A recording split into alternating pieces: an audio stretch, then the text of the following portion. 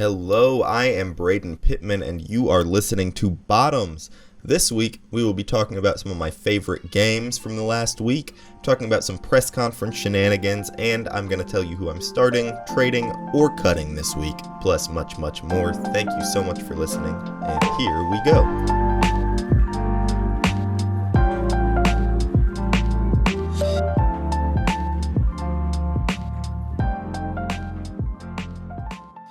All right, let's start out with some of the games of the week. First off, let's talk about the Grizzlies versus Nets game. Grizzlies 134, Nets 124. Ja Morant had 38, 8 boards and 7 assists. He had 16 of those in the first quarter. Desmond Bane also had 38, 32 of those came in the second half. He had 8 threes that game. Big game by those two for the Grizzlies, combined for, 76 points. Kyrie and KD both had 37 on the Nets. KD made 70% of his shots, and that game he passed Alex English for 20th on the all-time points list, so shout out to him. Only one other Net in the entire game scored double digits, Nicholas Claxton. Ben Simmons looked absolutely awful. He had 7 points, and then Ja Morant baited him into fouling him, which I don't even know if that was necessarily, there was very little contact on that, but still got the call and got fouled out basically on purpose by Ja Morant. So that it was a really exciting, high-scoring game. The stars all showed out. This was actually the first time since 1983 that two opposing teams had two players that scored 35 plus. So huge game for the Grizzlies there to beat the Nets, who are supposed to be a contender, but we'll see if they're actually contenders. Desmond Bane, career high 38, absolutely incredible game by him. Next up, let's talk about the Blazers and Nuggets. Dame had 31 points, 6 boards, and 8 assists on the way to them beating the Nuggets 135 to 110. After the Blazers finished this game, they were 4-0 on the season. The defense was phenomenal. I can't believe that a defense that's led by Jusuf Nurkic ended up locking down two-time MVP Nikola Jokic. Anthony Simons had 29 points. 22 of those came in the third quarter. Jeremy Grant had 21, I think. Jeremy Grant had 21. Shaedon Sharpe, who's a rookie, had 11 off the bench. Jokic only ended the game with 9 points, 9 rebounds, and 9 assists. Aaron Gordon led the Nuggets with 26 points. Jamal Murray looked absolutely terrible, only had 4 assists and 8 points. He couldn't get anything to go. The Blazers improved to 4-0 after that. The Nuggets are not in trouble. I'm not going to overreact. But it definitely, you want to see more from them coming off. First of all, this was a Western Conference Finals matchup a few years ago. Or no, not Western Conference Finals. Western Conference Semifinals matchup between the Blazers and Nuggets. And that was, I think, the last time that the Nuggets were fully healthy with Jamal Murray and, Michael Porter Jr. is playing back now, I'm pretty sure. So it's tough to see the Nuggets team, now that they seemingly have improved and brought back those players that had them making deeper playoff runs. It's weird to see that they are doing worse. And again, it's very small sample size. They're 4 or 5 games into the season. But they don't look very good as a team. Anyway, let's move on to the Suns-Warriors game. We're going to start with Klay Thompson. He was 1 for 8 shooting. His first career ejection happened after he got in an argument with Devin Booker. He held up 4 fingers. I got 4 of those motherfuckers, talking about his rings. He just seems really insecure lately, which is weird coming from, again, a 4-time champion. He is, 6-time All-Star or something? All NBA level, all defensive level player. Obviously, maybe those days are past him, but it's just really weird to see him getting so defensive and getting in fights and stuff. He got ejected. Steph ended with 21 points, 8 assists, and 7 rebounds, so not a bad game by any means. Draymond had 14, 8 boards, 6 assists, 3 steals, so he played pretty well. Poole off the bench had 17, and he had this incredible play where he went behind the back on the perimeter, almost did the 2K Curry slide, and then drove in and had a floater. It was an incredible play. Wiseman looked really good off the bench. He had 12 points. He's looked pretty decent the whole season. The defense for the Warriors so far has looked really bad. I think that I saw 3 out of the 4 teams they've played have gotten 60 in the first half. That was, I think, before they just beat the Heat last night. But overall, the defense has not looked good. Devin Booker got 34 and 7 assists. CP3 had 16, 7, and 9 assists. Mikal Bridges, he had a beautiful 17 points.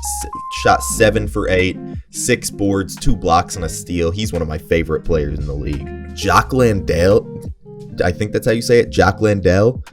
He had 17 off the bench. I don't even know who that is, but that was when Ayton was on the bench.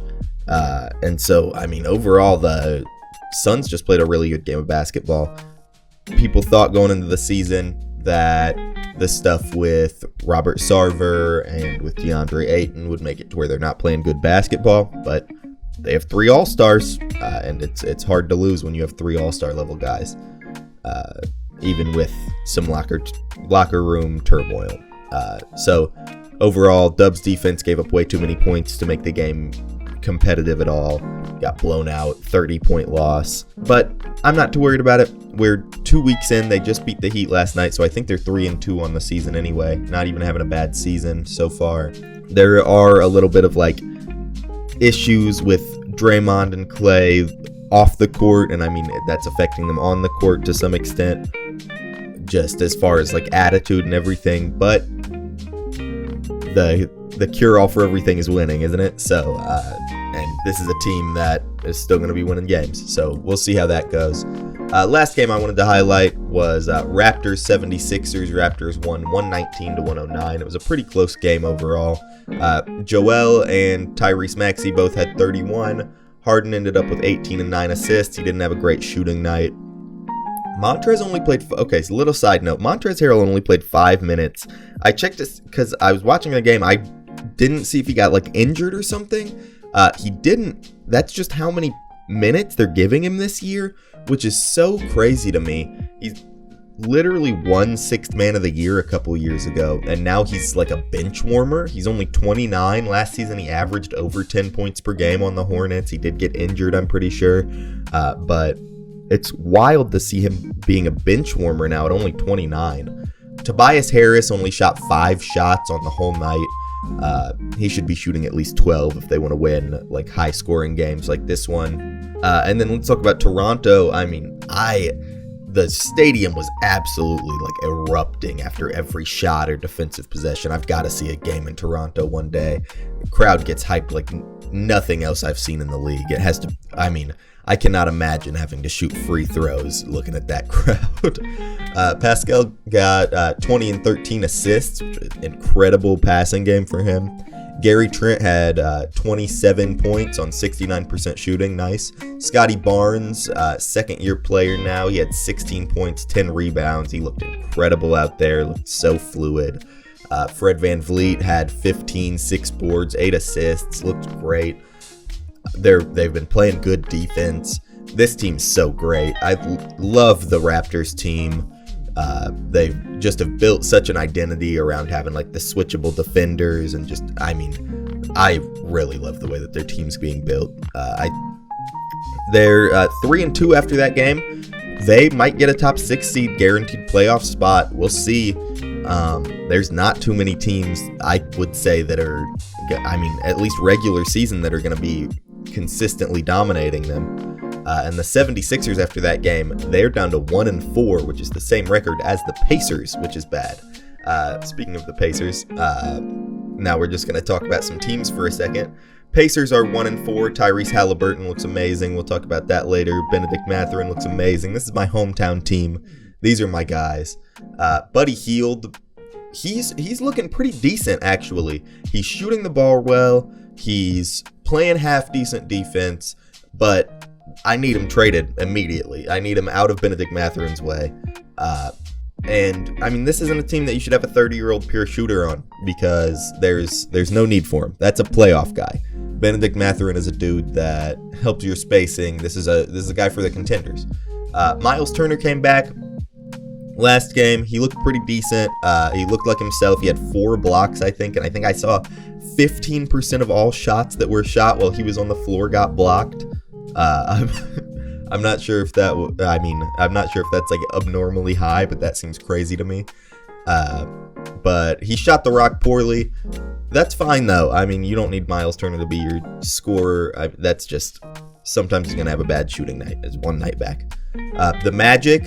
I'm just talking about teams I like. They're teams that I've had fun watching. Magic 0-5.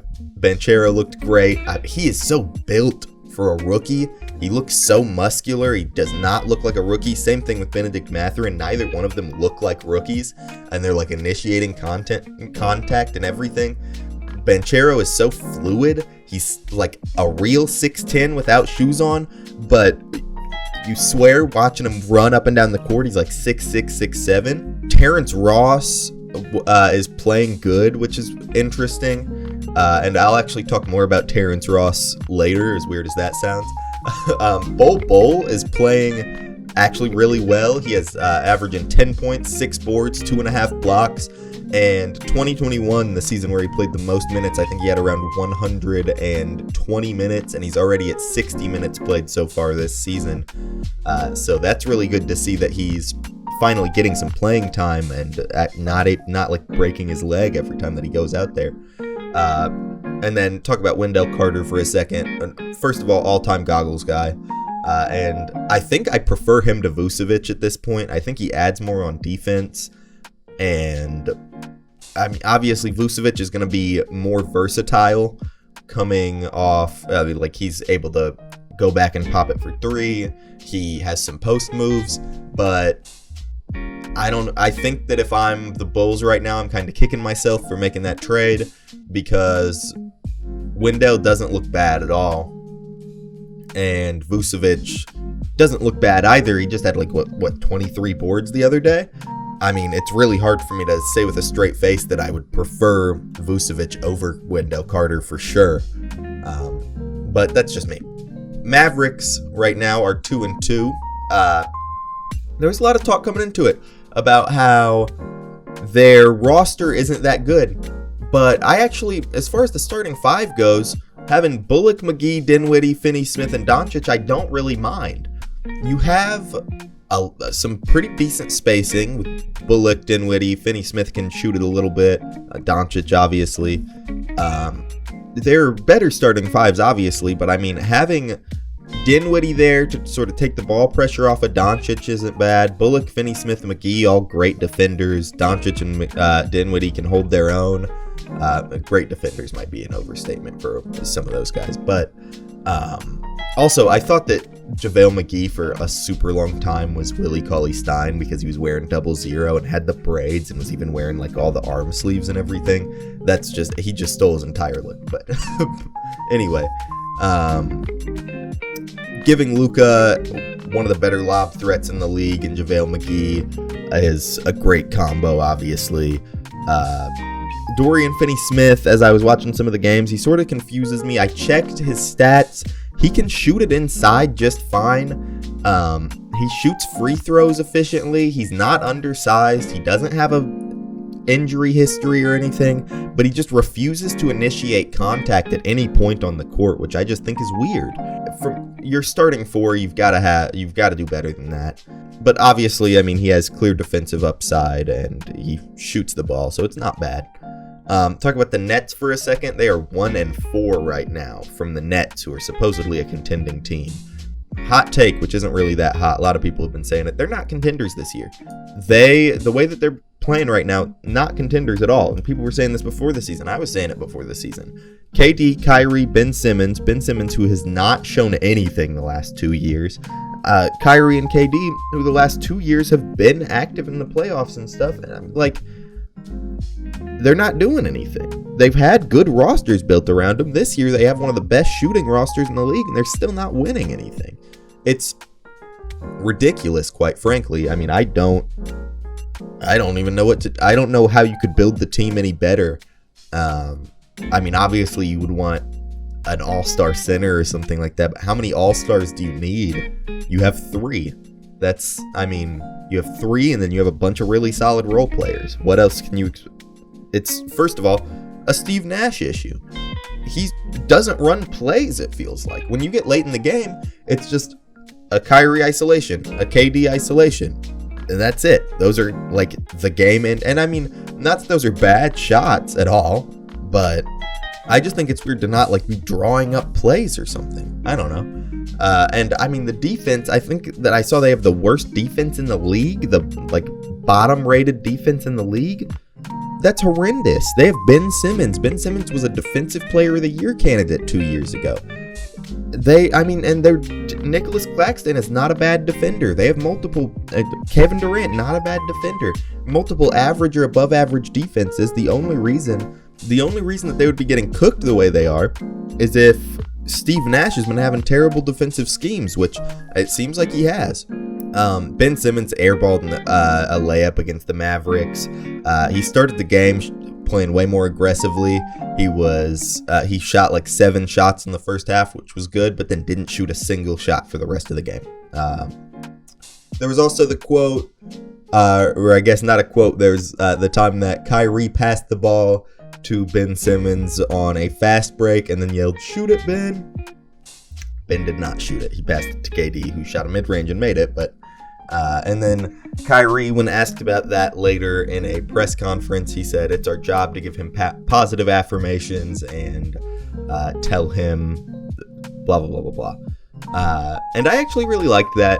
That's good teamwork to sort of be rooting your guys on. It did come off as a little like aggressive. And then, I mean, even the quote comes off as a little corny. But, I mean, I like that. I'm not mad about that. But yeah, Steve Nash, you gotta get rid of him. If later when we do start, trade, cut, I could cut a coach, Steve Nash would be the coach I cut. But I cannot. On to another, I guess I picked a lot of teams that have no wins or just one win, because next I want to talk about the Kings. Sabonis seems like this year he's going for all-time bad hair. It's bad, guys. Don't even look up a picture. It's rough. I love seeing him playing a lot of center. I just wish that they had some good defensive wings around him. Sabonis also isn't shooting nearly as much as he should be, and this guy used to be on my team, so I'm going to talk about him a lot when I'm talking about the Kings. He's an all-star level player. He should not be shooting 8 shots a game. Arguably the best player, the centerpiece on the roster. Obviously, De'Aaron Fox, there's some contention between which one of those two guys is better. And De'Aaron might end up being the better player, but also, we've been waiting for his all-star level leap for 4 or 5 seasons now? Is it coming? I don't know. I mean, he's averaging 30 this year, so maybe he is. He's impressing me on both sides. I just feel horrible for De'Aaron that he's on the Kings of all teams. Just a rough place to end up. But I mean, he's averaging 30. They're 0-4 right now. I think that Keegan Murray has been playing great. He should be a great fit next to Sabonis and Fox. He fits their play style really well. I think that was a really good pickup by the Kings to draft him. He's been, I think, percentage-wise, one of the better shooters in the draft class so far. Absolutely incredible player so far, though. And then the Grizzlies, this is the last team I'm going to do a little recap on. Ja Morant, so far having an MVP level season. I like sort of the thinking basketball model. He did his top 40 all-time players. I like him saying that multiple players per year can have an MVP level season just because you don't win. Like last year, LeBron, Joel, and Jokic all had MVP level seasons, maybe more than that, but multiple people had MVP type seasons. Obviously, the award can only go to one guy. Ja Morant, I think this is the start of his first MVP level season where you could say that guy wins you basketball games. They're 4-1 right now. He's officially a superstar. I think that's, I mean, if you put him in your top 10, I don't think that I could argue with you. He's surrounded by great defenders, great hustle players, Desmond Bane, Dylan Brooks, Jaren Jackson, who is out right now. Steven Adams is still just one of my favorite players in the league. He's only 29 also, by the way, which is crazy. But yeah, the Grizzlies have just been playing great so far. There's nothing else I can really say about it. They're playing absolutely incredible. Defense has been on point. Offense has been on point. They have multiple dudes who can catch fire and start scoring crazy. Didn't Dylan Brooks 2 years ago average 20 a game? I mean, what a team. And then just one more point to make. I think, looking at, I was thinking about Ja Morant. I was thinking about Giannis Antetokounmpo. I think the small market teams have become more exciting to watch than the big market teams. I'm looking at Chicago, Boston, both LA teams, both New York teams, Philly, Dallas, Atlanta. They have really good players on those teams. I would only say a few of them are truly exciting players to watch. Like, I famously think that Jason Tatum is not a very fun player to watch. And I mean, like, Kyrie and Paul George are fun to watch, but they're also, I mean, like, your prototypical two-way stars. Kyrie Irving's fun to watch. Trae Young's fun to watch. Luka Doncic, I think, is boring to watch. He just moves so slow. Then we look at the other teams that I haven't mentioned. I mean, obviously, I'm not covering every team right now. Milwaukee has Giannis Antetokounmpo, most fun player in the league. Denver has Jokic, one of the most fun players in the league. Cleveland has Evan Mobley, who's literally my favorite player in the league right now, I think. Maybe barring Benedict Mathurin and Tyrese Halliburton, Evan Mobley's up there. Super fun to watch. And then also you have Darius Garland and Donovan Mitchell on the team. Then Portland, you have Damian Lillard, one of the most exciting players in the league. Charlotte, you have LaMelo Ball, one of the most exciting players in the league. New Orleans, Zion Williamson, Brandon Ingram, extremely fun players. Minnesota has built this Twin Towers roster. That looks incredible. I mean, it does not look incredible actually as far as results, but it's super fun to watch. Plus, let's talk about some teams that aren't winning basketball games, because those teams are all positive, I think, except for maybe Denver. Orlando has Paolo Banchero and a bunch of other guys. I didn't even mention Detroit on accident. They have, I didn't write that down in my notes, Detroit has Cade Cunningham and Jaden Ivey. They've been fun to watch. Indiana has Benedict Mathurin and Tyrese Halliburton. Those guys are super fun to watch. And I mean, it's not a knock against the major teams, but I think that the small markets have, whether on purpose or on accident, built up these rosters of players that are super fun to watch. And again, not to say DeMar DeRozan isn't fun to watch, but I think that there's a very clear difference in excitement level between Ja Morant and, like, Anthony Davis or something. Like, you got high-flying guys, you've got guys that are making these incredible highlight plays, and even if the end result of the games isn't always a win, it's always fun to see the more fun players. And I think that the small market teams have done a really good job at doing that. And I think the small market teams have done a really good job at just getting those players that put butts in seats. That is all for my game and team recaps. Now we are going to take a short break, and we'll be back with the more fun part of the episode.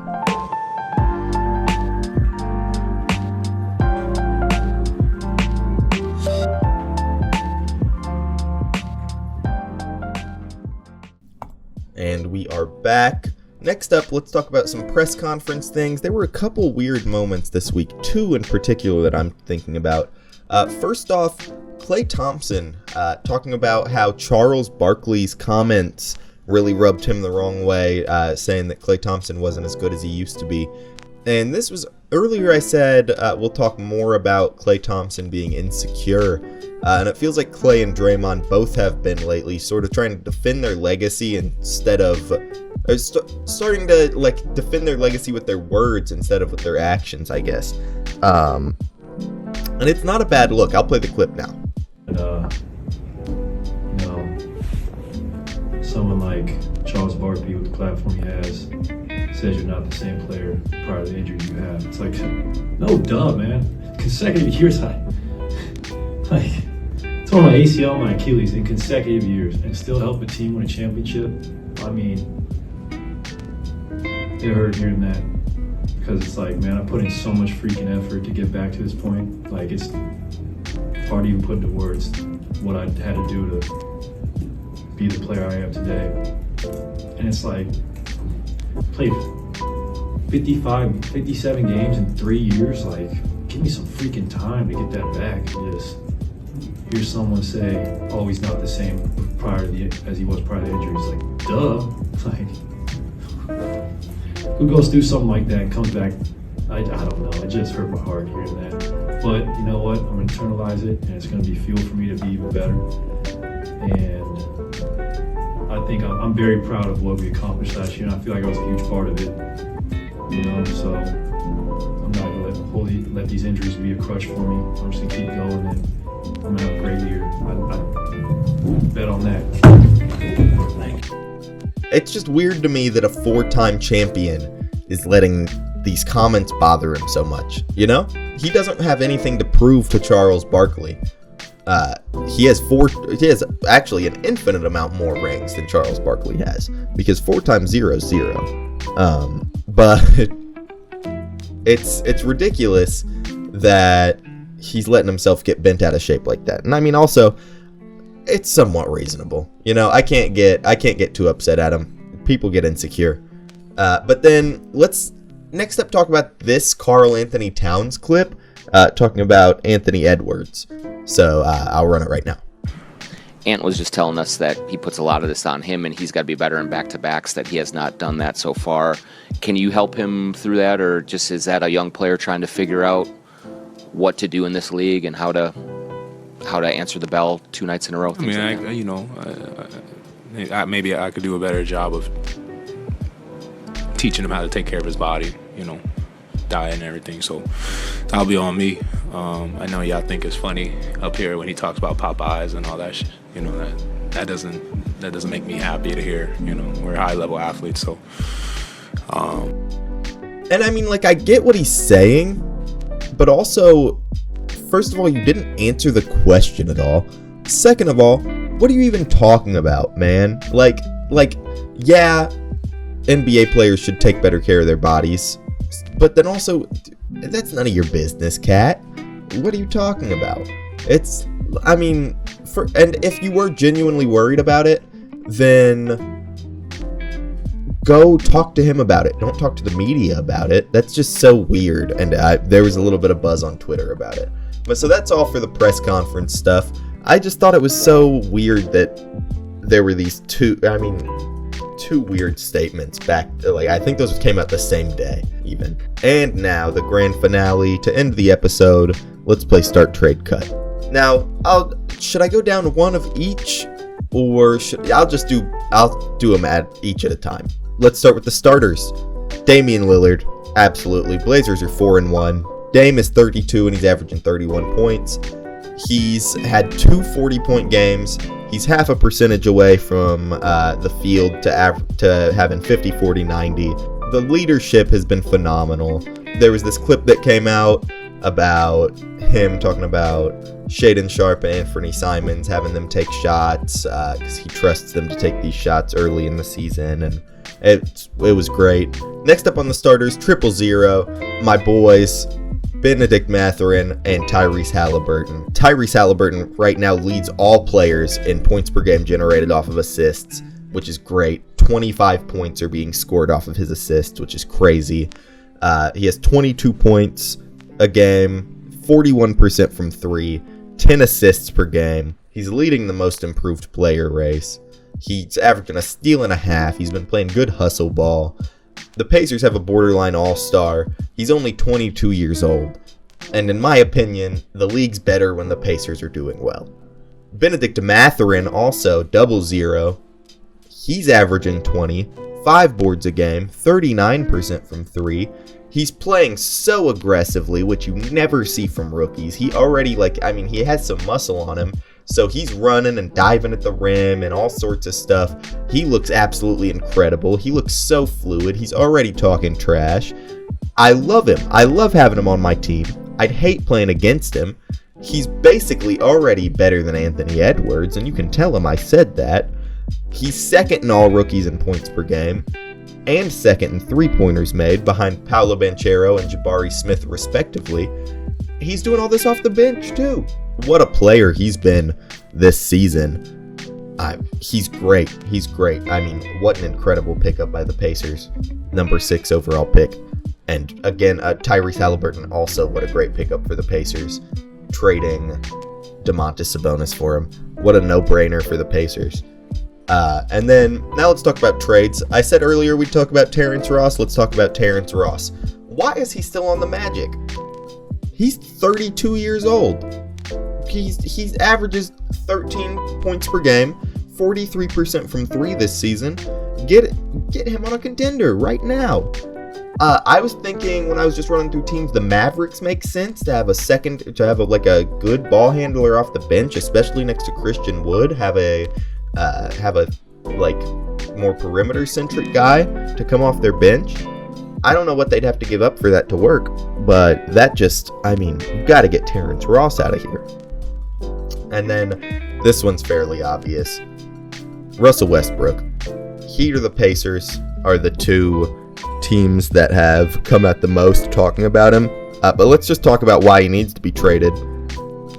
He only played 3 games before they benched him because of that ridiculous shot that he took against the Blazers. There was 30 seconds left on the clock, 18 seconds left on the shot clock, and he shot a uncontested mid-range jump shot despite being statistically the worst jump shooter in the league, maybe in league history. It was ridiculous. It was genuinely the biggest this guy, a year and a half ago on the Wizards, he was averaging 10, and 30, a triple-double over a month, and led the Wizards to the playoffs. Today, he doesn't even know how to close out a game. He said he was going for a 2-for-1. They were up 1 point. He said they were going for a 2-for-1. What a ridiculous lapse in judgment. That seems like a mistake I would make in real life. That's like a J.R. Smith mistake. That is not a Hall of Fame, All-Star, MVP level point guard like we know him to be. And on top of that, he's averaging 10 points. Again, like I said, statistically worst jump shooter in the league. His assist and rebound numbers are down. He's not playing good defense. It's rough. It's really bad, actually. Russell Westbrook is looking really, really bad. And he, at this point, I think a trade to the Pacers for Buddy Hield and a pick, or Buddy Hield, Miles Turner and a pick, or the other way around. Russ and some picks for Buddy Hield and Miles Turner, that makes sense. As a Pacers fan, I don't really want to give up Miles Turner just because I really like him. You got to get rid of him. Pacers would then probably just buy him out.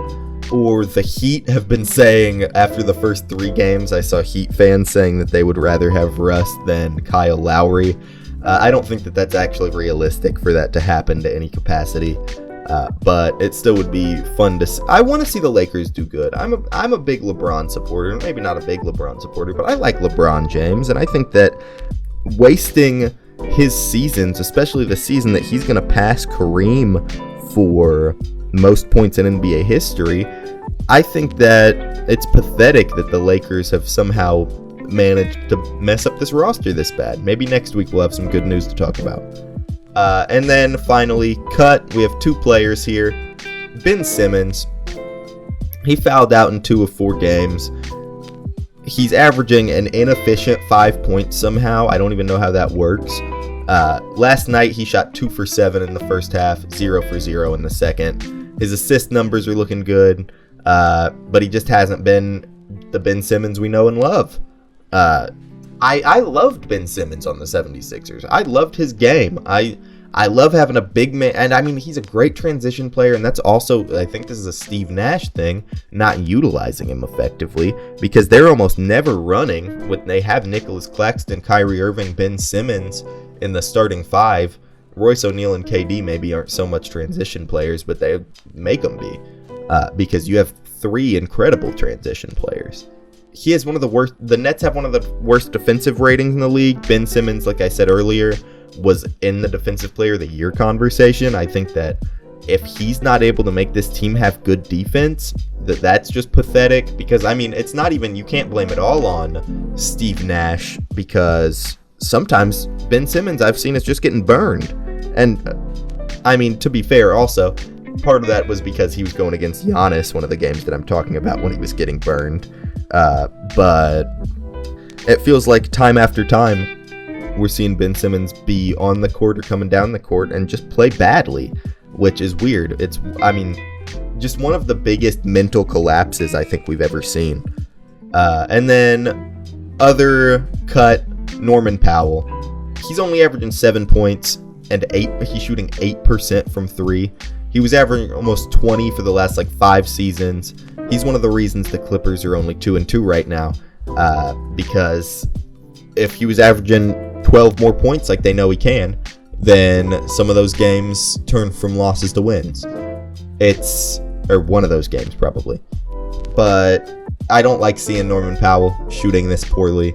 But he'll pick it up. It's just a shooting issue, luckily. It doesn't look like there's anything besides just he's missing shots, which that'll come with time. And he's just got on this team, played a couple games last season, but he's still relatively new on the team.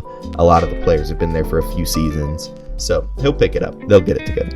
I think that is all for me today. Thank you guys so much for listening. If you enjoyed, please drop a follow or a subscribe or whatever it's called on whatever platform you're using. And thank you so much for listening. I am Braden Pittman. Thank you for listening to Bottoms.